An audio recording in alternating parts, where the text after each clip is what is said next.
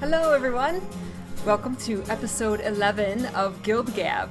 This is a show where we discuss anything and everything about Guild Wars 2, focusing though on the lore and the PvE side of things. My very enthusiastic fellow hosts are here once again. We've got Akasaurus Rex. Hi-oh. And we have Corvus. Hey.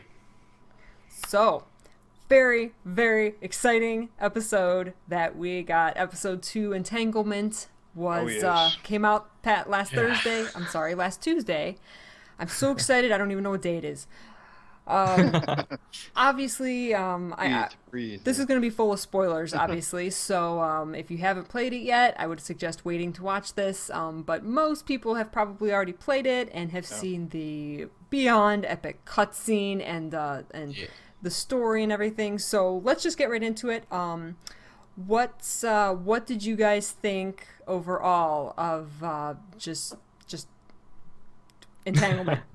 It blew my mind, so I can't even begin. I was actually like speechless for a while, and I kind of went through to my flatmate's room and just kind of lay on his bed and just kind of was like, wow. Oh my god. Wow. The best part of it was just there was so many points throughout the episode that I thought it was going to end, and it just kept going, and it was so good. I loved it. Nice. Yeah, the end of, because there was I think 4 little subparts to this one, because they're kind of doing it in instances, kind of like the personal story. So you don't really know. I mean, you know when it ends because there's a prompt that pops up and says, you know, you've unlocked this episode now, and you can replay it from your story journal, and it gives you the story journal, the full text, kind of a summary of what happened. And so you know when it ends, but it's like every part of it was kind of like this little wow moment, and you like, well, this is it, this must be it, you know, like I'm done, I'm satisfied, and then it just kept going on, and it was, oh wow, it was so good. And like that cutscene, because sadly I'm still leveling up my kitty. I will get there eventually, but I keep up with all the stories and everything. So, but yeah, like the cutscene with 2001: A Scarlet Odyssey. That was that was pretty amazing, man. It was just like I was just like it was yeah, it was totally like Guild Wars 2 version of like you don't want to do this, Jim. Yeah, it's just listen to the dream. Do not exactly. Yeah. She was just like that. If they like had like a little red dot for like the tree to flash with their voice. Follow the dream. You don't want to go forward. Yeah, that was pretty amazing. I was pretty it's really impressive to see something like that this early on in the cycle of the season. Like that's what shocked me the most. Like for us to get that kind of awesome cinematic that this quickly makes me think that we're going to be getting a lot more, and like these kinds of cinematics are what you would expect in an expansion, like especially if you look at traditional expansions over the years that have done it. It's like they usually give you like 1 or 2 cinematics like that, like 2 or 3 maybe at most, and we're getting it right off the bat. So it looks like they're really fulfilling their promise of giving basically a free expansion, and we're starting to get it. And that's really exciting, and and it was so cool. Yeah. It was so cool. It was the first. It was. They actually took that cinematic and put it on their YouTube page, and that's something that they haven't done before. Is put something actually from the living world, and you know, that wasn't like a summary video, an extra video that they made, like an actual cinematic from the story. It was the first time they put it in there because there was just this overwhelming response from the community. People saying, I want to see it again, and you know, people wanting to analyze it, and people wanting to be wowed again, because I didn't hear or read one single comment that said that they were not blown away by that cinematic. Yeah, I was gonna say the same thing. Like, I think there were a few people that reacted not badly, but just thought that like the first episode was kind of small. But overall, like everything I've seen in terms of reactions to this one is just like amazement. It's so good. I think everyone overall was just super pleased with it. And if they can keep this up for the next year, I'll be so happy. Oh my So gosh. much. Yeah, because I mean, imagine if this goes to the end of January, like for the whole season. I mean, that's like a lot of content that we're going to be getting. Yeah. Yeah. From like now till like the beginning of February. That's a fair distance off. That's that's pretty impressive. So like yeah, just also just being able to see that scene from like all the way back from the short stories where people were always saying like, yeah, what the heck did she actually see? What was that like? And Yeah. I remember like people like talking on spec and saying, wouldn't it be great if we could have actually seen that? Or like, what would that have been like? They haven't detailed at all what that would be like, and I was like, oh, they'll never do it. They'll never hear anything from it. Especially not this early. Oh. Yeah, Yeah. exactly. I mean, that was Yeah. like, to me, I mean, my mind was completely blown. And to me, I was like, this is like a season ending Yeah, thing. exactly. Not, and then completely. it's like, not just, oh, this is just episode 2. You know, it's like, This, I mean, are you serious? this was totally on par with the end of season 1. Like, Yeah. I think yeah, like it up was. to this point in terms of like storytelling and like I don't know, just like kind of my feelings while I'm playing the game. This is like my favorite kind of experience in the whole game so far. Like I think I really, really enjoyed the end of season 1, like that whole cutscene with Scarlet and Yeah. everything like that. But this meant so much more and was way more detailed and was just And it was I don't just know, like and the fact in that it your was face, like yeah, completely. just your character was there, and it was then Yeah. it took your character out of it and just showed you the Eternal Yeah. Alchemy. It wasn't like you saw your player in there. It was like, here it is, guys. Here's Yeah. the Eternal Alchemy. Start your theories. But I think that's it as well. They've obviously listened to the fact that people have been saying that, they don't feel like their characters are like that well represented. People had the problem with Yeah. Traherne Mhm. taking the glory and the Yeah. fact that a lot of the focus has been on Destiny's Edge 2.0 and stuff like that. And I think like, Well, we're well, gonna here you kill go. Here's the Eternal Alchemy, just for you. Yeah. And the fact that it was just you that saw it out of the whole group, there's gonna be a lot of. Yeah. I think there has to be a lot of focus on you, the character, now in the Mhm. story. This It's amazing. kind of that kind of I can think of a way here to kind of segment into, let's just talk about the cutscene and theories, okay? Yeah. Because I think that's what we all want to talk about Yeah, and to pretty hear. much. Do you think that we know for a fact that Scarlet tampered with the machine? It's not the same as when she went in. What do you guys think she did? Do you think that what we saw? I think that could possibly be what Scarlet saw and not the whole thing, because we know that she Yeah. saw a red vine going up around the pale tree. We didn't see that. Yeah, true that. Yeah. So what's your interpretation as far as that goes, that she altered with the machine? I'm Yeah. trying to think through the cutscene again, and if there was, say, like a message in it to try and get us to do something, I think that would be way more like maybe she changed the machine up to kind of use it as a tool to try and win people over to her side, kind of thing. If there was something in it to kind of bring us over to her cause, then I don't know. But like it was so neutral. It was just like it was showing us like a glimpse at what's happened or what's happening. It's hard to tell, really. Maybe I don't know. I don't know. I mean, would almost- the yeah. biggest. Yeah. Sorry, what were you gonna? No, no, no. I was no, just gonna say, you finish. the fact that the green orb went into the middle. I mean, there's a lot of theories going around on which dragon that's meant to represent and all that stuff. But if that was meant to represent Mordramoth, then that would tie well into the idea that maybe Scarlet tampered with it to kind of show that.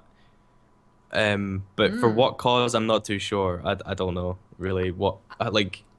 I would agree with the idea that it's definitely not the full picture, but Yeah. how much of it Scarlet chose to basically show us, I'm unsure. Like, Yeah, like I mean, like for like them to like make that comment saying, "Oh, Scarlet tampered with it," it can make a lot of major debate as we're doing right now. But I mean, it could also be something that they didn't really intend to be a big issue, a big deal. You think we're looking Or- too much into that There's that option, or it could actually be something important, and it could, for instance, I really like the theory of when we look at the orbs, I really like the idea of it being like a kind of like a double bluff when with some of the theories about that that the big baddie might not actually be Mortemoth, but might actually be Zaitan in some way. So I kind of like the idea of like what Scarlet saw may have been a little different, and she altered it so that if anyone else saw this, they would think, oh, see, that's obviously Mortemoth. It's green, right? So he's the one behind it,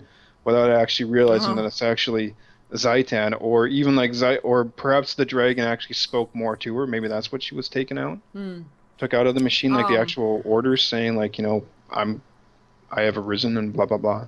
Right. Yeah. I definitely think that she took things out of it, and plus, what I got from it was that the Biconics pulled us out of the machine.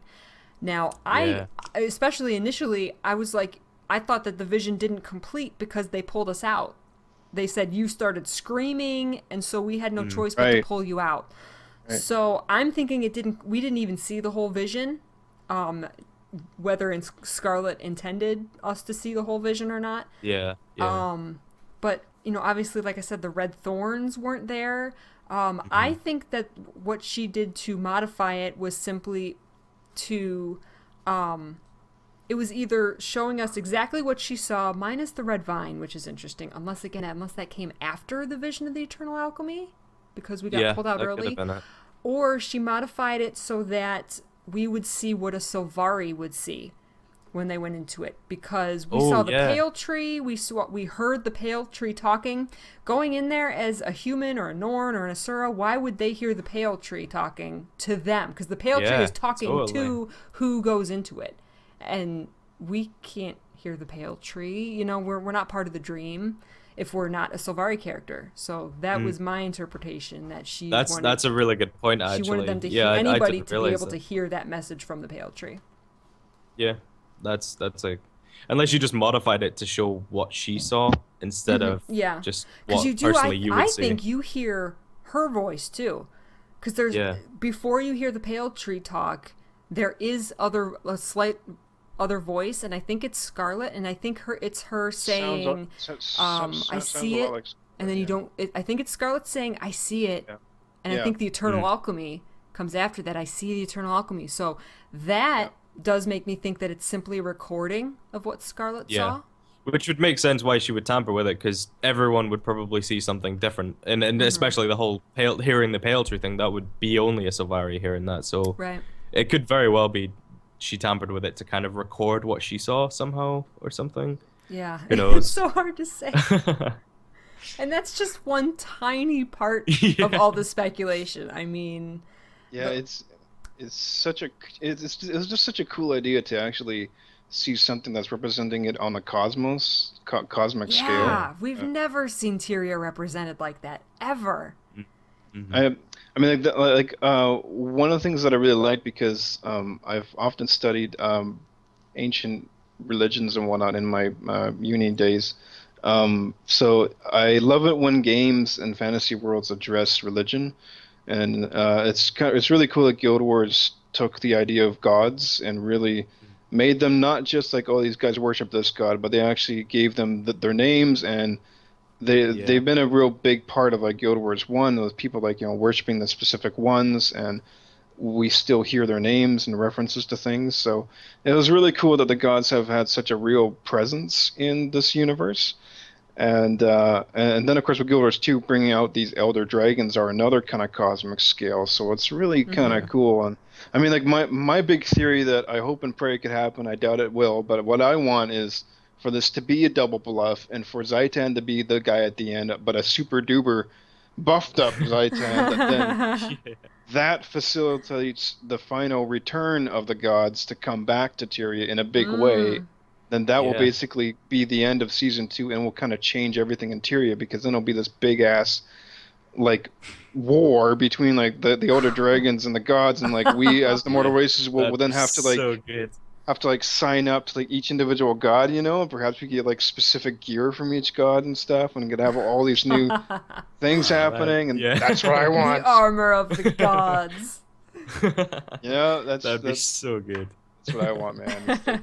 It's like there could be like specific legions and armies to each god, and then the elder dragons may unite or something, and whatever. And yeah, that's what I want. I mean, there's so many. I was just gonna talk about how there's just so many theories about like those orbs and which dragons they might represent, and obviously there's problems with the order that they lit up and what that would mean. And I personally would love for the one that flew into the center to have been Zaitan. Like I think that would be just the best, because it could mean so much. Like I felt like the Zaitan fight itself it wasn't easy, but it didn't feel like a big event it didn't feel as like much as you I'd hoped. completed it. Yeah, it didn't feel like I just killed an elder dragon. Like that. Right. I mean, I don't know how you would convey that properly, but I mean, it didn't feel like big enough of a deal for it to feel like that. And then there's things like, oh yeah, Tequattle's been getting stronger for some reason. You know why? Yeah. Like how has that happened? Exactly. Yeah, because like so, that was the thing that they dropped, was saying like this is not just a mechanics thing. Tequattle has gotten stronger. They for said there some was reason. a lore reason that Tequattle got stronger. My my theory that I believe the most, we'll put it that way, and what I want it to be, is that the Zaitan orb is the one that goes into the middle, and it signifies that we truly did kill Zaitan, but and so all the magic that he was holding got released back into Tyria when he died. So when it was released, it like super powered the ley lines, because an elder dragon, they consume magic, and Zaitan was alive for all these years and consuming magic and creating minions, so he was just stacked full of magic. When we killed him, it buffed the ley lines and sent all this magic throughout the ley lines that had like never been there before, because an elder dragon's never died before. And that would completely explain why Tequattle was getting stronger as well. That's why Tequattle got stronger. Right, That made Tequattle stronger, but also because at the same time, Scarlet redirected direct leyline magic into Mordramoth, so all of that super powered leyline magic went directly into Mordramoth. And so now Mordramoth is like super buffed. And that's why he's wreaking havoc, and like his tentacles are spreading all over Tyria. So we've got this super powered dragon. That's totally. That's my theory. If you want to take it one step further, there has to be all 6 elder dragons have to be alive for the balance to remain. So either Zaitan's going to get reborn, or Tequattle is going to keep buffing up until he becomes the new Zaitan. Right. Yeah. Or takes his place. Just like Cormyr took the place of Abaddon, Tequattle is going to take the place of Zaitan. That'd be really cool, actually. I've already killed Tequattle 1,000,000 times, though. But never truly. Not super Zaitan Force 5. I don't know what you're talking about. I've never killed Zaitan. I mean, Tequattle. Me either, actually. But I kind of like that notion too, because I love the idea of things being thrown out of balance, because that's what that final part to me represented right away, was this notion of things have gone. It's like first you see all the words lighting up, everything moving around. It looks like that's the orderly way it's supposed to go. But when that one orb stops and throws into it, and then everything turns green, and like that really looks like something that isn't supposed to happen has happened. And I really love the idea that we seem to have taken things out of balance, because I don't think there's been a notion that when the Elder Dragons have risen and gone to sleep before, because this seems like a process they do many times, kind of like how like the Ice Ages come and then they go back, and the Ice Ages, because technically we're actually in a lull between Ice Ages right now, actually. So just to let anyone know, there's a 10,000 year gap between each Ice Age for about 4 million years. That's about what it is with the Elder Dragons too. See, exactly. So, and the interesting thing is that if the Elder Dragons have never been defeated before, when they rise up to terrify and take the magic, and then they go back, if they've never been defeated, and it looks like from what we've known, certainly last time, none of them have never been, killed before. And if we have done this with Zaitan, if we have killed him, I love the idea that this has somehow really messed things up. And Yeah. just And as now just as we're the bad guys by killing Yeah. Zaitan. It's like, what did you do? We just screwed up Tyria. yeah, I love because, that idea. Yeah, I love that twist. because I like mean, I've always had a weird, like, kind of a guilty feeling by the fact that, like, we took down just like a completely natural force, kind of like we're going against the world a bit, like just because yeah, we want to stay alive. And I think like it'd be really cool for them to play on that and to make us feel like kind of bad and also responsible for like the chaos that's probably gonna happen. Yeah. So yeah, Yeah. I think that'd be an It would amazing put- idea. And It would put the antagonist back onto ourselves, not just, oh, we're always killing a dragon, or we're always defeating the next big bad guy, or the next, villain. It puts it on us. Like, what are we going to do now? We screwed things up. yeah. yeah, Because like I mean like for like me, like one of the kind of off-putting things about the game in the beginning is that I'm a huge dragon lover, so I hate killing dragons. yeah, I'm I- the exact same. I'm the I've- exact same as that.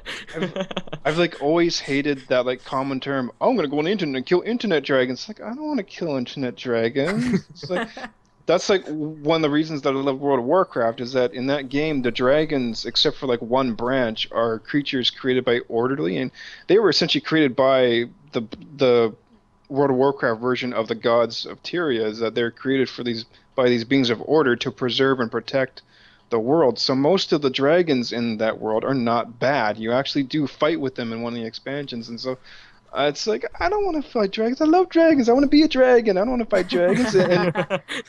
And then like when I like learned about the elder dragons being these really uber elemental beings that are like these, that it sounds like they're a natural force. Like chaos is bad, but it's not evil. It's Yeah. bad, but it's a part just of the opposite of law. chaos. yin and yang. Yeah. Exactly. Yeah. Exactly. And so for this like crusade to eliminate the elder dragons, I'm thinking like that doesn't sit It well. never Like, sat quite right with you. yeah, Well, this like doesn't maybe seem we're like all it's about to catch up to your thinking here. I'm thinking that Become maybe that wasn't dragon such lovers, a good huh? idea. Yeah. exactly. Don't kill the elder dragons. It can be like I think hippie movements with like signs and "Don't kill the elder dragons." Yeah. I think that's Sorry. definitely the strongest theory I've heard though. Completely with the whole magic being like returned to the pool kind of thing. I think that's brilliant. Yeah, it's very likely. Oh, the reason. And it's gonna be, what are we gonna do? Really, like how are we gonna going to solve that? rectify the fact that More we killed another dragon? bloodstone now for the extra magic, please.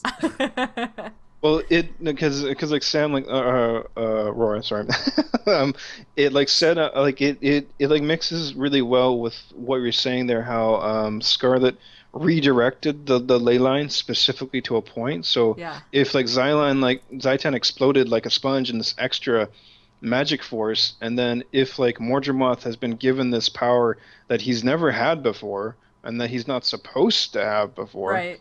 That also adds into the thing. Yeah, we have really screwed up because, we weren't responsible technically for Scarlet, but she has been like the collateral damage of Zaitan being destroyed, and by her doing that, like it somehow got Mordremoth's sentience open, and he was like, "Ooh, hey, I can take advantage of this," and suddenly now he's got that into him, and now he's really become something unnatural and worse than before. And it's a really cool theory. So yeah, she's taken something we've done and just done something we don't want to have happened, like with Much it kind of worse. thing. She's taken the fact that we took down a dragon and then just kind of gone, all right, okay, well, here Mordremoth, have a load of magic just for a laugh. Where do you guys think the pale tree fits into all this? This is what's really interesting to me. Like, this is what makes a lot of theories quite hard, because a lot of them are wide scoped, like, elder dragons, all to do with that, and bringing in the gods, and just like the general like overview of Tyria and how the magic works in it.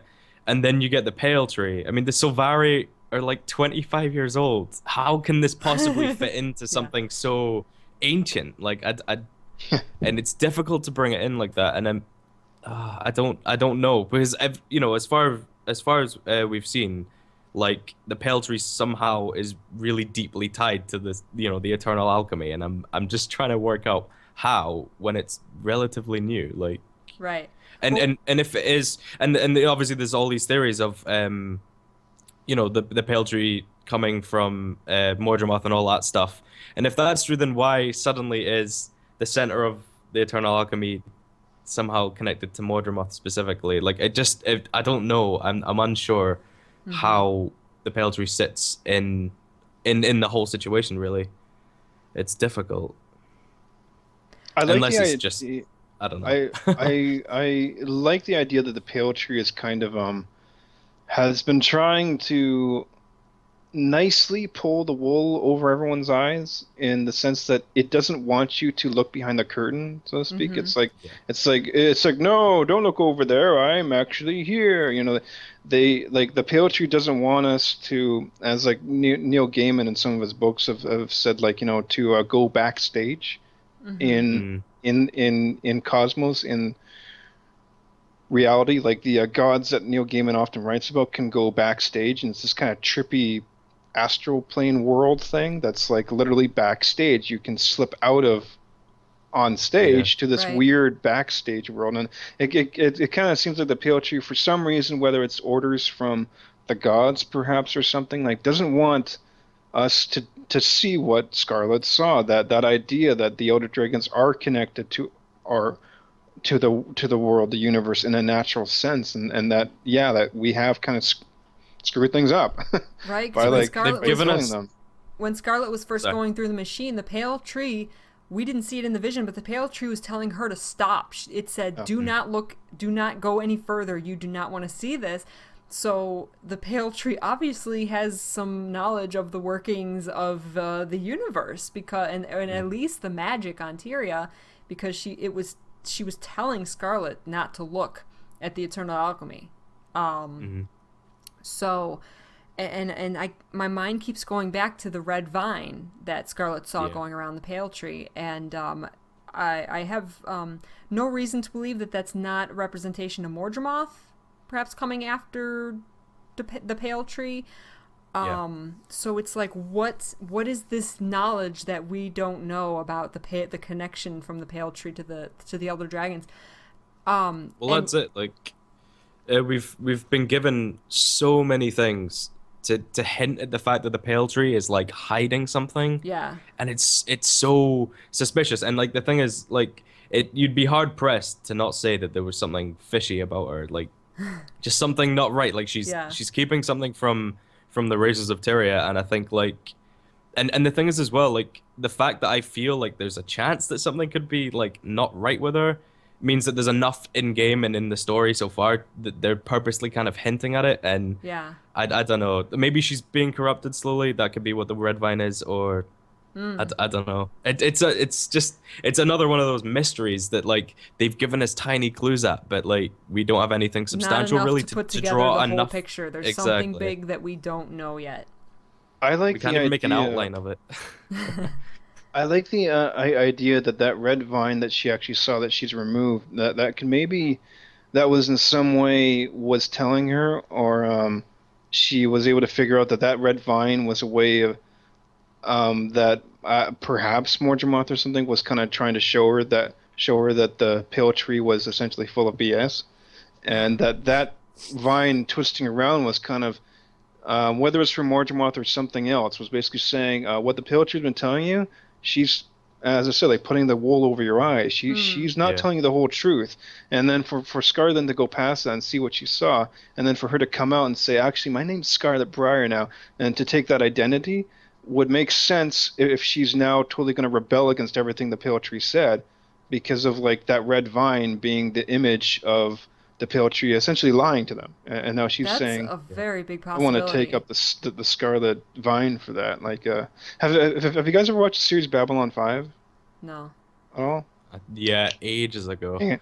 Okay, well, there's there's a race called the Vorlons in it, and there's basically these two ancient races, one Vorlons and one called the Shadows, and one represents order, one represents chaos. And if you ever want to see visually what a kind of alien, almost godlike race that represents order is like, those guys are good because in the beginning for a long time you think these Vorlons are totally like the good guys, they represent order, they're on our side, but you eventually find out that they're just as douchey as the guys of chaos. It's just that because they have this sedimentary, we know best, do what we say, we represent order, kind of like what the pale tree I'm getting is what I'm getting from her. I think as well, like she has that Vorlonish ask to her, like don't question us, do what we say. Well, we are good. Yeah, that was it. That was another bit that kind of made me think negatively about her, was the fact that in the cutscene she says like don't question it, like don't question the dream. I'm like, wow, that's a bit harsh there. Like, calm down. You could have worded that a bit nicer. Yeah, like it just they could have gone a different route with that, and they kind of purposely made her say like don't question it. Like I think she might have said that before. She says that I think in the Sylvari personal story at some point. But why? That's even more of a kind of sign, because they could have included any of her audio, like right. That's the one that they picked, and if I remember correctly, I believe that it was somehow in relation to Traherne, because you're talking about the personal story, and Traherne is a firstborn. Am I correct? It was the firstborn, I think. Okay, and we know that Kaith has been keeping this big secret, and she's a firstborn. So is there possibly something that all the firstborn know as well? Do they also know the Pale Tree's big secret? Yeah, there was that quote on, I think it was on the Spinal Blades thing, or something like that, like from Scarlet writing about Kaith, saying that like she was going to prove her wrong or something like that. And it's just, we've had a lot of little hints at something about Kaith as well. And the fact that like the whole relationship with her and the Nightmare, and what the Nightmare is actually just trying to do as well, is just, there's a lot of little things there. The Sylvari are like the biggest mystery of Guild Wars. It's unreal. And the end of episode 2 was, let's get an audience with the Pale Tree. And talk to her directly about this, which I don't know why we didn't go and do that before, but it's good that we're going and doing it now. And my prediction for episode 3 is that we're going to have all these troubles getting to the audience of the Pale Tree. Perhaps something happens, or perhaps she's kind of gets dodgy and says, well, no, I don't think I want to talk to you guys. But I think, I hope that it ends with us actually talking to her and getting out of her at least part of what this big secret is, or what this connection is. Well, that's it. I think you don't speak to her. Like, I played my Necros as Sylvari, so I played through that story, and you don't talk to her that often, and it feels like a big deal whenever you do. So it could very well be like a difficult thing to get an audience with her. And I think even if we do, it's going to be very hard to get any information out of her, especially if she's doing it for a good cause. She'll be really desperately wanting no one to kind of delve deeper, because it could potentially mean a really bad thing. But especially if she's hiding something, what if we in get a bad there? way? What if we get there and are ready to talk to her, and she's and either Traherne or Kaith or one of the firstborn comes up and opposes us and says, I will not let you talk to her, and actually like fights us, and we have to fight Kaith or Traherne. That'd be amazing. Well, we've had a lot of hints of Traherne kind of being not the best type of guy recently. Like, again, with the Lion's Arch thing, the fact that we were told that he was quite reluctant to send aid to Lion's Arch for some reason, things like that. Like, it's all a bit tricky, because we've not seen him in the living world, really. We've not heard anything from him, so we don't really know his stance on what Scarlet was trying to do. And obviously, being a firstborn, he probably knows a lot more than most of the normal Sylvari. So maybe he saw a different perspective to what she was trying to do, and that's why he kind of purposely avoided getting involved. It could mean anything, but I hope they bring him in. And there's the stuff with Queen Jenna. Him and Queen Jenna were mentioned in this match a lot. A couple of times, and I think like that must mean something as well. And I think they're definitely two characters that we're going to see really soon in the story. I mean, the stuff with the royal family is just a whole other thing as well. And that ties in a lot with the Bloodstone stuff. It's sealed with her bloodline, so like the Keystone kind of thing and all that stuff. So who knows whether she's going to be attacked, or whether she's going to be kidnapped, or anything, and whether it's because the locket that was stolen they made shows a big the heir to deal the throne, right? of telling us about that. All of a sudden, out of Exactly. nowhere, we had never even heard of this artifact before. Yeah. And then all of a sudden, in this cave, this Priory Scholar has this locket that shows Yeah. the heir to the Krytan throne. And it's like, you have a what? What? But would that show Jenna, or would that show a future heir I don't or something? know. Which could be a big Would plot twist. it? Because that would be question. if say minions of Mordremoth are going. He's obviously a lot more intelligent than we originally thought. So maybe he's going after this artifact to find out who the to find out who the heir is, to then work, with the bloodline in terms of the the bloodstone and everything like I that. don't know, at least So- at this point, if I would give him that much intelligence, because we do know that he's just going after sources of power, like powerful True that. waypoints. Yeah, true And enough. he went after Fort Salma equally Yeah. as much as he did Concordia, just because they had Yeah, a great yeah. obelisk shard there. So Yeah. he's going after powerful artifacts, but this locket really has that much magic in it that Mordremoth is going to waste his time going after it. Yeah. It's a little... Well, they made a point in the episode to talk about how it would be quite bad if it got into the wrong hands, though. So that's what made me think that maybe right. there's at least more of a risk with him getting hold of that, other than just the Or magic it side of being things. lost, yeah. But yeah, It would be really cool if like Queen Jenna did get killed or kidnapped or something, and like someone else got the throne, who was not yeah, terribly nice. Because it's kind of interesting too. It made me think how, because I spend all my time in the Black Citadel and Char world. But one of the conversations that happens is between. It's a quick little one, but I found it interesting because Sylvari's talking to a Char, and they're talking about the treaty between them and the humans. And it's interesting because like the Char quickly says, no, it's a ceasefire. It's totally different. It's not a treaty. And she's like, oh, okay. He's like, yeah. And they move up. So that We could attack really? them at any moment. That's just fascinating. Well, it's really fascinating, right? Because you get almost this feeling like, oh, okay, the Char and the humans are perfectly happy now. Well, obviously, no. I mean, like, Smolder wants things to be cool, but I mean, a ceasefire is different from an actual treaty. yeah.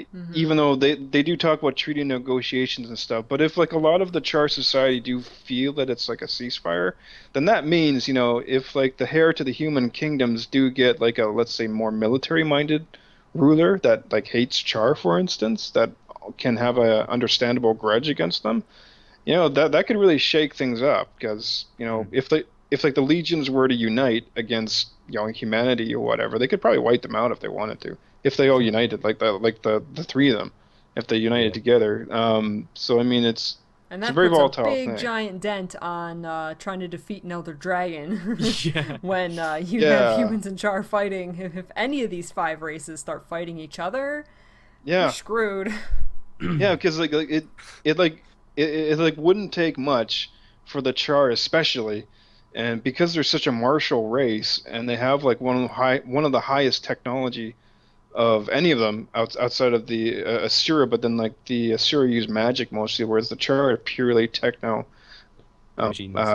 heavy, yeah, with a very military focus too, whereas the Asura aren't so military focused. I mean, if like anyone wanted the mortal races to fight each other, like if you get the Char brought against any number of the other ones, it wouldn't take much to Yeah. take off a Char, and so they're like a real volatile race that have. If anybody wants to mess up, the happy Tyria family, all you gotta do is get the Char ticked off at someone and make them think, A or B is, not trustworthy, and especially the humans. If you get them to like say that's it, ceasefire is over, man. It's we're gonna war is back on. So Yeah. that think would it's probably be got a like lot for of- season 3. It's got a lot of like taking the throne or killing whoever's on the throne has a lot of like political potential in terms of that stuff. It's pretty heavy duty. Okay. Sorry about that. We had a couple little technical difficulties. Internets. So the last thing I just one more thing briefly, because we were kind of talking about the Krytan throne and what this locket could end up meaning. I decided I wasn't going to talk about this, but I've decided I'm going to throw it out there because if I already told them, and I was like, you know what, maybe I'm not going to mention it, but I had this absolutely insane theory. Okay, so this locket is really secretive, obviously. This is the first time we've ever even heard about it, and it was technically even an accident that we even know it exists, because she's like, oh, I shouldn't have told you that, but, well, you're you, so it's okay. So, this goes back to the pale tree. What if the pale tree, there's this whole thing with the bloodstones. What if the pale tree grew on top of a bloodstone shard? Because we know there's one in the Maguman jungle. So the pale tree actually has the power of a bloodstone shard. The bloodstones also are sealed with the blood of King Doric, who is his lineage sits on the Krytan throne. So what if they don't want anybody to even know this locket exists? Because what if they open it up, and what if there's a Sylvari picture inside? They don't want anybody to know that a Sylvari who was born from our pale tree, which grows with the power of the bloodstones and the blood of King Doric, so that something happened and the lineage got cut off with the humans. So now the only blood of King Doric that's still in the world is inside the Sylvari. So it's actually a Sylvari that is the heir to the Krytan throne. That is awesome. Way out there, but it would rock. Oh man! As long as it wasn't so Traherne's picture, because then there would be riots. Yeah, no, Traherne. Yeah. I seriously believe, because of the fact, because of the huge backlash that grew about Scarlet, and that we actually got to physically stomp her at the end. Mm-hmm. I wouldn't put it past them to actually, because of what they've been throwing out, the little bits, I wouldn't put it past them to actually make Traherne an actual enemy that we actually do get to stomp. Because imagine how much, schadenfreude and joy that would bring out in people to stomp Traherne. So many people, I think, would probably even come back to the game. They'd be like, what? I get to kill Traherne? They'd probably come back in. They'd probably come back in. So that would be amazing for them to do that. And they've already shown themselves capable of doing crazy things like this, so I think they should. That'd be awesome. About the theory, it's so juicy. It's just it's so juicy. there's so much in it, juicy. And it would be amazing. And the best thing is that there's nothing really flawed with it either. That idea, I know, right? The potential for it is so strong. It's amazing. I'd be so pleased with that. That'd be so good. I would still personally prefer it to be like a Quaggan to be sitting on the throne. That would just be so cute, just like a little Quaggan. Ooh. Bow before me, give me fish. That'd be great. And then they could carry her around in a little litter basket, little Quaggan, little tiara on her. All right, so I want to make mention of the one other big thing that happened in this patch was that we lost Belinda. Was that a surprise to you guys? It was. I wasn't expecting it because it didn't set anything up. It wasn't like you saw her getting attacked and then, oh no, she's dead or anything. It was like you finally get done killing the boss, which for the first time when I played it, was kind of a pain because I didn't really understand the mechanics. It was so hard. And I finally got that done and then make my way back over, and then it just kind of hits you in the face, and I wasn't expecting it. And I think the reaction of Marjorie as well was really well done. Because I mentioned before, but they didn't set Belinda up that much. We didn't see so much of her. So a lot of the emotion in that scene was based off how Marjorie reacted, and I think they did that really well. I agree. I was a little disappointed because while I wasn't really into Belinda, because they didn't give her. They really didn't give her any reason for us to care about her except that she was Marjorie's sister. That was really the only like Uh-huh. connection we had with her. So I was a little surprised that they killed her this quickly, or that they didn't introduce her sooner, so that we got a little bit more of a relationship. We were kind of invested in this character a little bit. So I was a little disappointed. I mean, obviously I was sad, and like you said, I completely agree that like Marjorie and Casimir's reaction to it was the emotional attachment that you felt, because we are attached to those characters. I kind of felt myself like thinking that this might have been a really good opportunity to kill Marjorie, like they had planned to at the end of season 1. I think in that way it would have given some room for Belinda to kind of be more characterized and stuff like that, and it would have been way hard hitting as well. But because they were originally planning on killing Marjorie at the end of season 1, but chose not to. I think because people didn't want it, like the audience didn't really want it. I don't think it would have gone over well. Yeah, but I think at the same time it would have really illustrated how much of a threat Mordremoth is if they did take Marjorie away at this point. But I don't want them to either, because I love the character, but I think Belinda just, it felt like that, like I felt like there was like emotional, like I felt like there was some kind of impact because of it, but at the same time it was like hollow, like it was like, that's sad, and I should be really sad, right? I should be more sad than I am. That's sad. And it was just more it was more Jory and Cass's like reactions to it that made me feel sad, and the fact that it wasn't really like they didn't fight, but the fact that Marjorie at that point just like shut off and was like, I need space, like go away, it was the tension between the two, when they've kind of been a solid couple for quite a long time now, that hit the hardest, I think, rather than the death. But I think that, event. She was someone they could kill off, and they had to do it to show like how strong Mordremoth was, and they probably have reasons why they couldn't kill off like a member of the new team. So it was understandable, but it was a shame it didn't hit harder than it did, just because they didn't have enough time to characterize Belinda as much. I really hope that they do kill off one of the members of the team, not Timey, because she's eternal. But because it would have a lot of impact at some point in the season.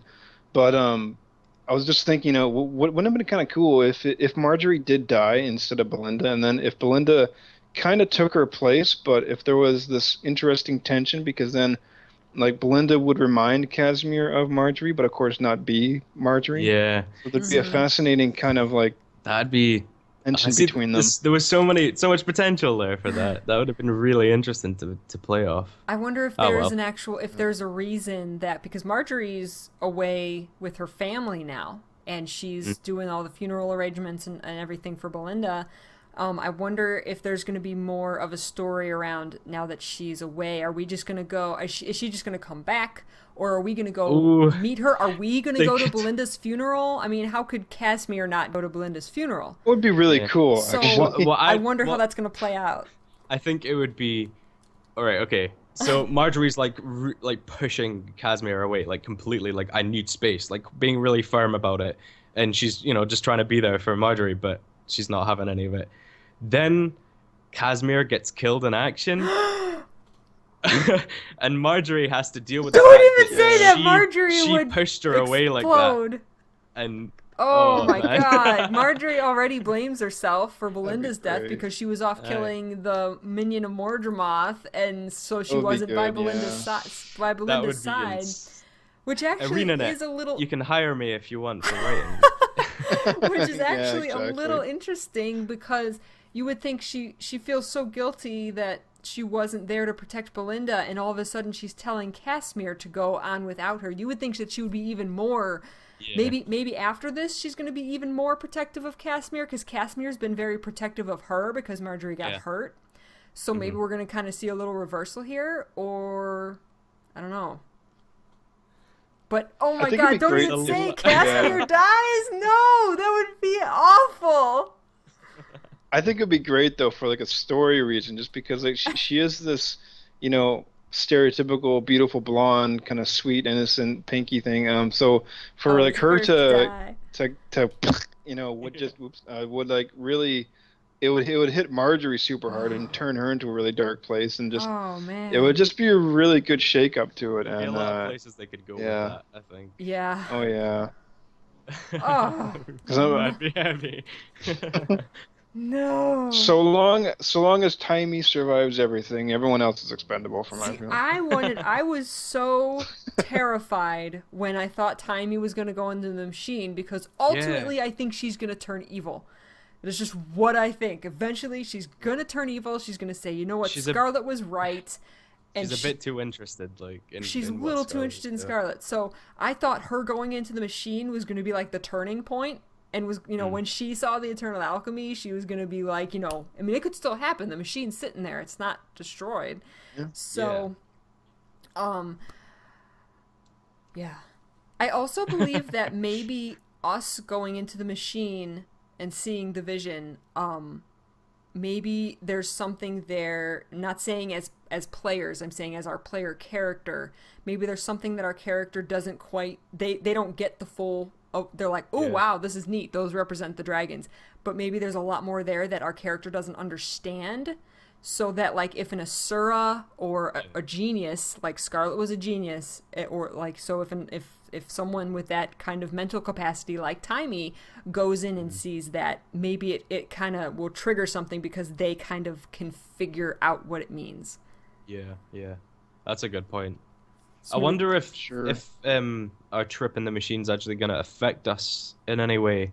Because I don't know if you noticed, like, the last kind of conversation you have, you get two options. I think it's talking to Casimir, and one of them is just, like, continuing the conversation. But the other option is just, like, I need to go. Yeah.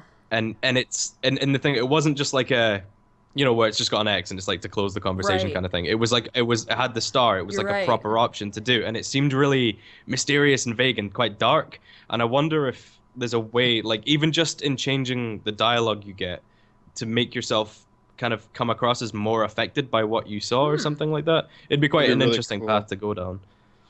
It would. Yeah. I didn't think of that.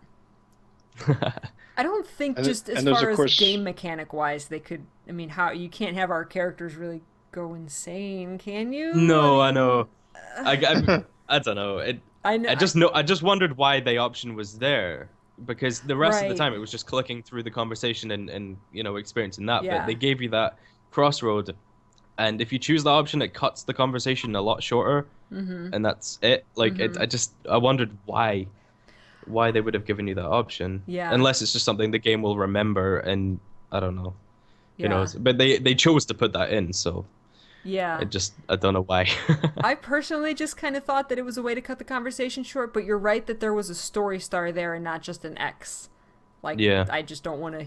I don't want to click anymore, so I'm done. Yeah. I don't know. I don't know if that's significant or not. We'll find out. And Yeah, of so course, there was another major death that rocked the community. Drubert, no. I was way more upset about Drubert than Belinda. I think the whole community was. I think I May ye was. swim forth evermore. It was a member of the community that actually named Drubert, and who gave him his name. Oh, really? So that's why I had known him. Like, I was so excited to see him in episode 1 because it was on Twitter, and he said, give us names for a really pathetic Quaggin, you know, and I even put my own suggestions, and then like a couple hours later he was like, someone said Drubert, and that is the most perfect name that wins. That's going in the game. So when I saw him in the game, I was like, there's Drubert. That's awesome. You know, it's that little thing that someone in the community actually, you know, gave him that name. So it's like that's their contribution, and it kind of connects you with the game a little more. So good. So then when they killed him, I was so upset. No. No one is safe if Drubert dies. You know what? That was the one thing that I kept thinking about with Belinda's death, was that this vine just came out of nowhere and killed her. So Yeah. I think you said that in technically- your reaction video. right, so that technically it could these just pop up out vines of the could ground. just come out of nowhere and kill anybody at any time. Yeah, and we know it's not random. because the forts were attacked. So does that mean he could potentially target like single people like that he knows are a Right. threat? Was there a reason? Yeah. Did he actually? Yeah. Maybe to break Destiny's Edge up or something like what Maybe 2.0 she up was or the heir to the something? Krytan throne. Oh! Boom. Oh man. Or Jubert was. Maybe Jubert was. That's why he had to die. Oh He was man. gonna be king There's a lot of stuff here. under the sea. The main thing I want to know is when Rox is gonna consider Bram's leg fixed, because it's getting a And- pain now to yeah. keep hearing that. Yeah, yeah. Did you Yeah, guys like, notice that Rox was really hard yeah. on Timey in this patch? Like, Yeah, really and hard on her. Bram reacted quite heavily. Yeah, because Right. you know that whole she's not always right or she's wrong sometimes Yeah, too she's thing. not always And he right. was like, "What did you say?" Like really quite like it's obvious that Yeah. maybe they're just developing the fact that she's jealous that Timmy and Bram are kind of they start off I with think like that's annoyed what at it each other, is. but they're getting more close. Right, right. Who knows? But That's whether what that's I gonna think mean it anything is. else, I think it's just Well, good you know, characterization. The devs did specifically say that they wanted Timmy to be like a monkey wrench, in Yeah. in so far as like the way everyone interacts with each other. Yeah. So that sounds really awesome to have her get in between Bram and Rox's bromance. Yeah. Although I mean like technically it's a bromance because they're not gonna sexually hit it off because that was just kind of bestiality, but and they don't like feel it for each other that way. They're totally It's like like best buds, and I yo think buddy. Yeah. Yeah. I think she's Like probably just smashing getting fists. jealous. Yo. About But actually, you're right about He's my friend. them trying to kind of put Timey in there as, well, we need her because she's figuring stuff out, but at the same time, we're a little annoyed with her because she is a kid. Like, even in episode 1, there was a lot of dialogue where they reminded you that she is a little girl, she's squeeing, and she's going, "Ee!" and they're going indoor voice, calm down, Timey. Totally. And having Yeah. this little edge of a they're annoyed with her almost. And not that they don't like her, but that they're like, oh, we gotta sit and let this kid run around and figure everything out. That's definitely how Bram was acting as well when she was first released. Revealed kind of thing. Yeah. Like she just followed him around and he was annoyed at her, like having to look Mm-hmm. after this little kid kind of thing. So yeah, it's good to remember that, she's almost leading them forward a lot more than any of the rest of them, just because she has that understanding of what Scarlet was trying to do, and she's useful to them, and they obviously care about her, but they're responsible for her as well, being this actually tiny kid. So Yeah. yeah, it's interesting. It's going to be interesting to see how they all play off. Just to be honest, the fact that she ran into the machine was kind of a loose cannon Yeah. type thing. Like none of the rest That would have done it, scared even me. if they'd Write wanted that girl to. down. Like, Yeah. yeah. Yeah, I could see her causing a lot of problems that way because she will just like run ahead without much consequence of like Timey, like you're brilliant but you're also a bit immature in many things. Yeah. But I also really want, and I really hope they don't leave this like completely to the side, but I really want Rox to have that talk with Rearlock and go back to the Black Citadel and have this discussion yeah. because Rearlock did tell her, opening's here for you. What's taking you so long? Come back. And there was a lot of she's like stuff- scared to go back there. Yeah. A lot of stuff between her and Bram and stuff as well. Like he really didn't want her to go and do that, like because they journeyed, they'd been with each other for like a year, and to him, like they were like a crew, and so she was kind of abandoning that to just. She already had a warband in his eyes, kind of thing, with the group that they've set up over the years. So why would you want to swap that out for just a different one? Mm-hmm. Who knows?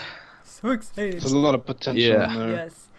I've actually got like this like may not be like a quick topic, but it is something I'm always thinking about. It's just like how like most MMOs, whenever they talk about end game content, they usually focus on like raids and dungeons and that kind of thing, whereas Arena has been putting like that kind of focus and resources into creating these seasons that we're getting, and now with season 2 being locked off at level 80 that you have to do it there. I was kind of curious, especially with you guys having been able to physically experienced it, like how is it holding up as end game, because it's absolutely I endgame personally never. content. Yeah, I would say so as well. It's difficult. I like difficult enough, I'd say. And there's a lot of events in the new zone and stuff like that. There's a lot you can do. But I think the thing is, like, even just mechanically, if the new zones and stuff weren't enough, the fact that we're getting a new chapter in the story, like substantial portions of story, just every 2 weeks, that even that alone would have been enough to be considered like expansion worthy. I think the story on its own can carry that. Obviously, people want more stuff to do outside of that, but with the introduction of like a new area, new events in that area, and then the story on top, I think I'm really happy with the size of it all. And of course, I'd like a new like Cantha or a new race or. But that'll be in a feature pack that they're probably working on now. They've got their projects going on, and I think people should focus on like what they've been given and like focus on the story for now, because I think it's obviously coming, that kind of big stuff. They've given enough hints to that stuff coming, and so I think people should just relax a bit. Do your fractals and your dungeons and just enjoy the story for now, kind of thing. I think we're gonna have a really big payoff that people are going to regret, that if they are not with the living story while it's happening here and while it's exciting, I think they're going to regret it, because I just see this big payoff coming. I agree. There's nothing stopping them throwing in a new dungeon based around some of the new content or something like that. Kind of like how they threw like the Aether Path and stuff like that. Like they could just ram an extra thing in to do, and I think new dungeons and they'll definitely be coming. It's just, be patient, and it's not that hard to be patient when you're getting content every 2 weeks, to be honest. I think people have gotten a bit too greedy, to be honest. Yeah, because I still think there's a sizable population of not only Guild Wars 2 players, but then people who aren't Guild Wars 2 players who just don't realize how much we're getting with this. And I mean, like, for me, because like I was saying, how raids and dungeons aren't that important to me, whereas like the story is. So having just as you're saying, Corvus, like every 2 weeks our story is getting progressed like significantly. We even get these cinematics every now and then, like every 2 weeks. And like that's pretty freaking amazing to me, because no other MMO is doing that. Like, WildStar is following the same WoW kind of mechanic. It's not the same type in like ESO and the other ones and stuff. They're all they don't have this kind of living world thing going on. I found myself like slipping into that though, like a week after a patch has been like released. I'll be impatient. I'll be feeling like, I really want to like, come on, it's like it's been a week. I've still got a whole week to wait. Like, but I think that it's more, that goes like further to say how much I'm enjoying the story, because it's that kind of feeling. It's not like, it's been ages and I'm really annoyed because there's nothing to do. It's just like, I really can't wait to see what happens next. I'm just excited to see the next chapter and stuff. And I think that's it says a lot about the content we're getting, and this season especially, because last year I enjoyed it, but it was more like, oh cool, it's like a week until we get some new stuff. It wasn't like I really need it now kind of thing. So they've stepped up their game a lot, and to anyone out there that's not been playing the season or dropped out, like, get back in, because it's completely different to last year and it's so good, yes. Because like when I like sit back and like, this is probably just some people may think we're just kissing their butt a lot, but when I like sit back and consider like the quality we've gotten so far, if they continued all the way through, and then to just think we could have so many more seasons, like who knows how many, like 6 more seasons, like for 6 more years or something, like it's like, wow. I mean, there's a lot of stuff that get thrown in, so we're not paying for it, yay, except for like the first game you buy, and it's like, this is so cool, man, like every 2 weeks, and then like maybe a couple months in between break, like holy crap, man. I think like what'll amazing. What'll show off their plan a lot more is if we do get a big feature pack that's like announced, and maybe they slowly reveal bits of it like they did before, and if that's substantial, say new places and like a new race or something like that, and we're still getting this 2-week content, like I think everyone could have faith in the model they're doing and the game itself, because like a new story update every 2 weeks with potentially new zones and brand new events and stuff like that to do. And if we, like last year, play a part in where the story goes as well, choosing a fractal, voting for who's in power, that kind of thing, And on top of that, we're still getting like yearly or like every 6 months, we're getting like a feature pack, which brings new stuff. I don't know. We're incredibly lucky, amazingly Yes. lucky. All right, guys. Yeah, We anyway. need to Yeah. we need to wrap up the show Wrap it here. up. Yeah.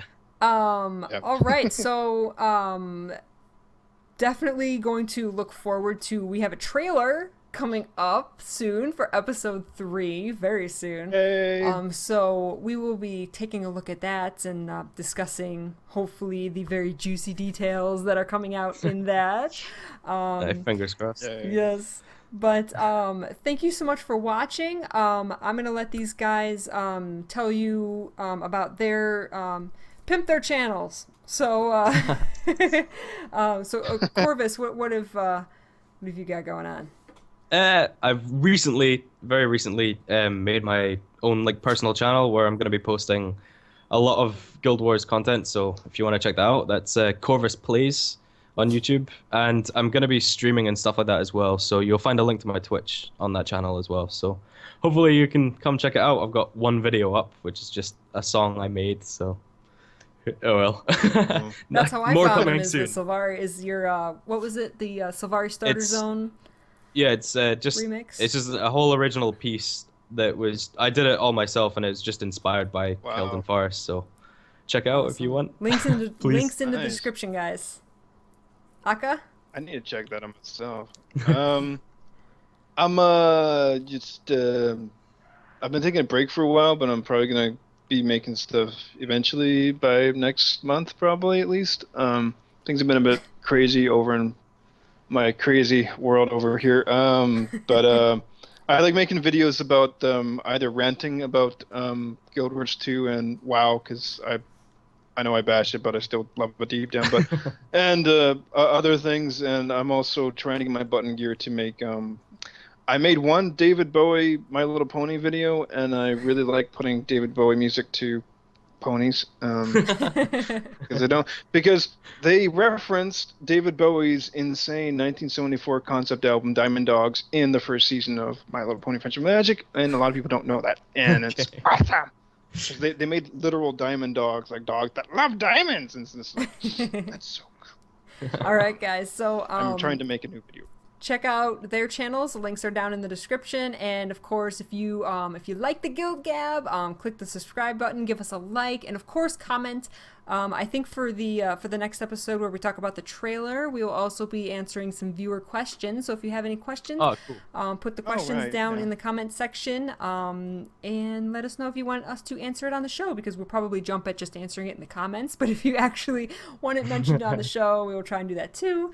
So thank you so much for watching, and we will see you next time for discussion on the juicy trailer. Yay! All right, have a good day, guys. And we'll see you next everybody. time. See you guys. Bye-bye. Bye.